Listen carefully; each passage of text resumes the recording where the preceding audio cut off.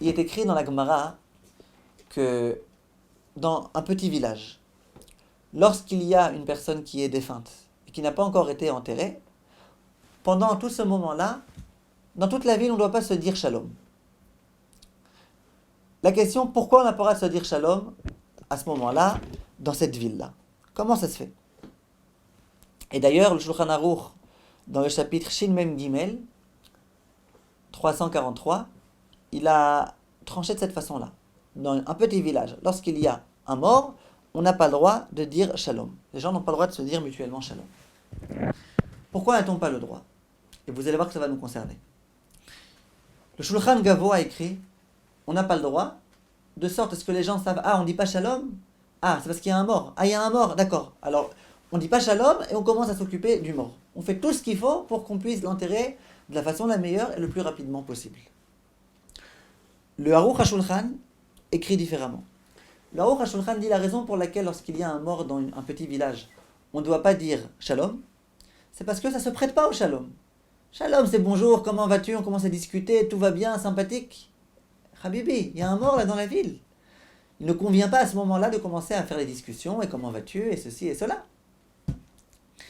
Dit le Aruch HaShulchan, dans cette même lancée, que lorsqu'on vient rendre visite à une personne qui est en deuil, on se trouve chez lui et on vient de rencontrer un super copain.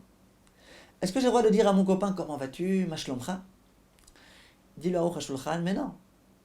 C'est pas dans l'esprit du deuil. Là, il y a une personne ici qui est endeuillée, qui est affligée.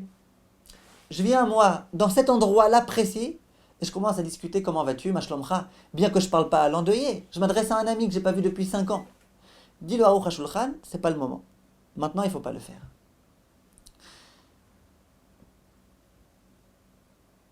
Malgré tout, il convient de préciser que d'après le Shulchan Gavoa, qui dit qu'il n'y a aucun rapport, la raison pour laquelle on n'a pas le droit de dire shalom lorsqu'il y a un mort dans une ville, c'est pour une autre raison.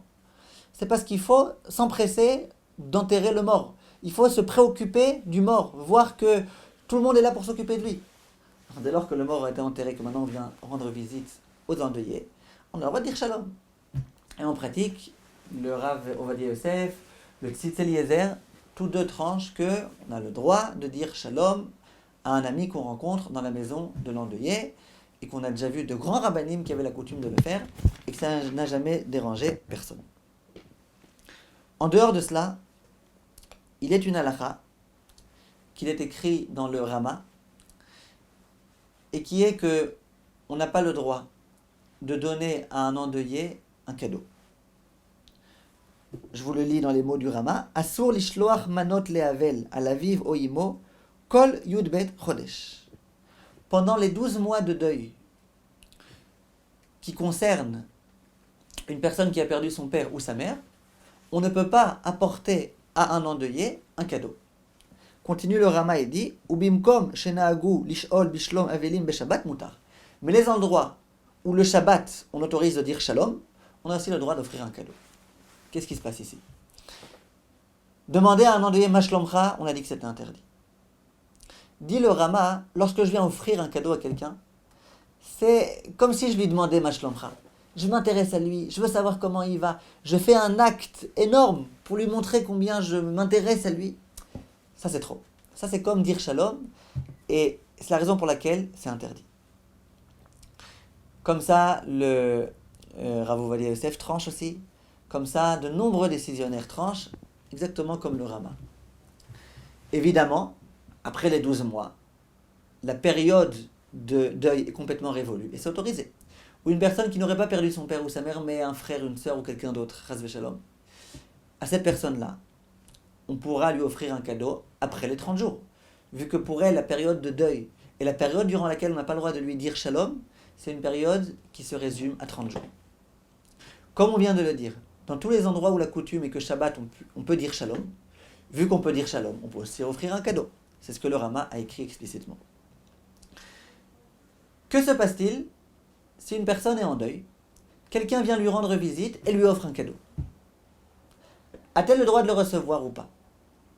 Disent le Ktaf Sofer, dit le Rav Mazouz, disent bien sûr qu'on a le droit. Pourquoi? On a dit au tout début comme ça. Si je viens voir un endeuillé, et que les 3 premiers jours, je lui demande ma shlomcha, il doit me dire je ne peux pas te répondre parce que je suis en deuil. Après ces 3 jours-là, il peut déjà répondre. Reprenons notre cas. Je viens d'offrir un cadeau à un endeuillé. S'il se trouve après les 3 jours, bien sûr qu'il peut le recevoir. Au même titre que si je lui avais dit ma shlomcha, il aurait le droit de me répondre. Que se passe-t-il les 3 premiers jours? Si je lui avais demandé ma shlomcha, il aurait dû me dire je suis désolé, je ne peux pas te répondre. Parce que je suis en deuil. Le cadeau, il l'a reçu. Il peut le conserver chez lui ou pas? Disent ces 2 éminents rabbinim, oui, bien sûr qu'il peut. Pourquoi? Lui, il a une interdiction de répondre. Il aurait une interdiction de rendre un cadeau à ce moment-là. Mais de le recevoir, qu'a-t-il fait? Quand quelqu'un a dit à l'endeuillé shalom pendant les 3 premiers jours, eh bien le shalom, il l'a reçu, il l'a accepté. Répondre, il n'a pas le droit. Il doit dire je suis désolé, tu m'as dit shalom, moi je ne peux pas te répondre parce que je suis en deuil. Et ce que tu as déjà dit, tu l'as déjà dit, je ne vais pas te le rendre. On ne peut pas rendre un shalom. Donc là, pareil, le cadeau que tu as donné, eh ben, il est reçu. Et voilà. Ensuite, il faut savoir malgré tout que beaucoup de décisionnaires écrivent, entre autres le livret Malkiel, que l'interdiction concerne un cadeau en tant que cadeau. Quelquefois, lorsqu'on offre un cadeau, c'est pas un véritable cadeau, c'est plutôt une coutume. Par exemple, on va à une bar mitzvah, on va à un mariage, on est invité à un anniversaire. À ce moment-là, on offre un cadeau. Ce cadeau, c'est pas forcément un cadeau. Ce cadeau, c'est une coutume. Toi, quand tu es venu à mon anniversaire, tu m'as amené un cadeau. Moi, je viens à ton anniversaire, je te rends en quelque sorte ce cadeau. C'est pas comme ça qu'il faut regarder les choses. Mais d'une certaine façon, c'est la coutume. Je le fais pas parce que je voulais absolument te dire que je pense à toi. Non, je le fais parce que c'est comme ça que ça marche. Donc ça, on a le droit de le faire. De la même façon, une personne qui est en deuil, un rave par exemple, il est écrit dans les décisionnaires, qui est en deuil. Et quelqu'un a envie de venir lui offrir un cadeau. Pourquoi? Toute l'année, il donne des cours, des très beaux cours, il est apprécié, il renforce tout le monde. On aimerait bien lui montrer que on est reconnaissant à son égard. On veut lui offrir un petit cadeau. Des décisionnaires, on a le droit. C'est pas un cadeau pour montrer combien on se sent redevable. On vient te rendre un petit quelque chose. À notre façon, modestement. Voilà ce que les décisionnaires écrivent. Lorsque une personne est pauvre, un indigent, et que cette personne est en deuil, maintenant j'ai envie de lui donner des habits, j'ai envie de lui apporter de la nourriture, j'ai envie de lui donner un cadeau, je sais qu'il est dans une grande nécessité, ai-je le droit ou pas? Les décisionnaires, bien sûr. Je ne suis pas en train d'offrir un cadeau, je suis en train d'accomplir une mitzvah grandiose qui s'appelle la mitzvah de tzedaka, la mitzvah de charité. Et bien sûr que c'est autorisé de le faire. Il y a des endroits dans lesquels on a la coutume, au moment où on vient rendre visite aux endeuillés, d'amener un petit panier avec des boîtes de conserve, avec des fruits, des légumes, de la nourriture. A-t-on le droit de le faire ou pas? Disent les décisionnaires, le Rav Mazouz, le Rav Vosner, le Rav Ovadia Yosef, qu'il n'y a aucun problème.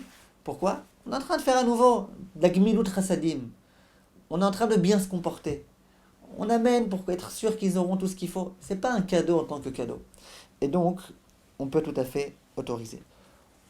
Au sujet de la mitzvah de Mishloach Manot, est-ce que j'ai le droit le jour de Purim d'offrir un Mishloach Manot à un endeuillé?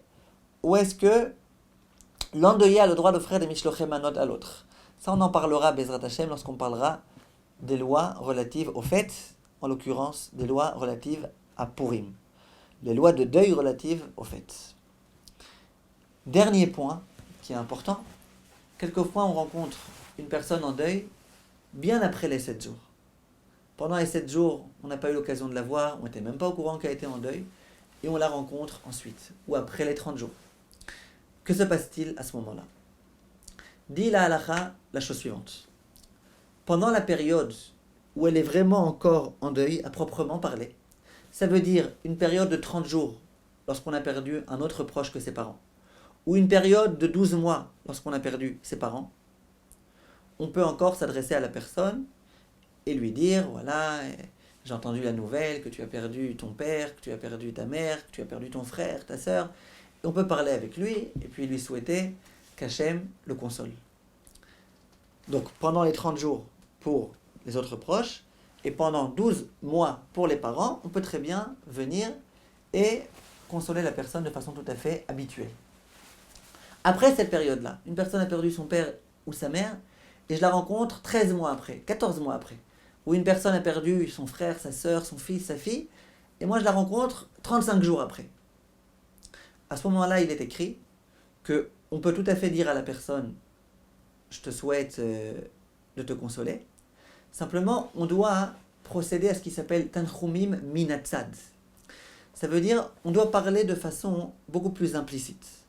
Au lieu de dire j'ai entendu que tu as perdu ton père, j'ai entendu que tu as perdu ton fils, j'ai entendu que tu as perdu, etc., on parle de façon beaucoup moins explicite.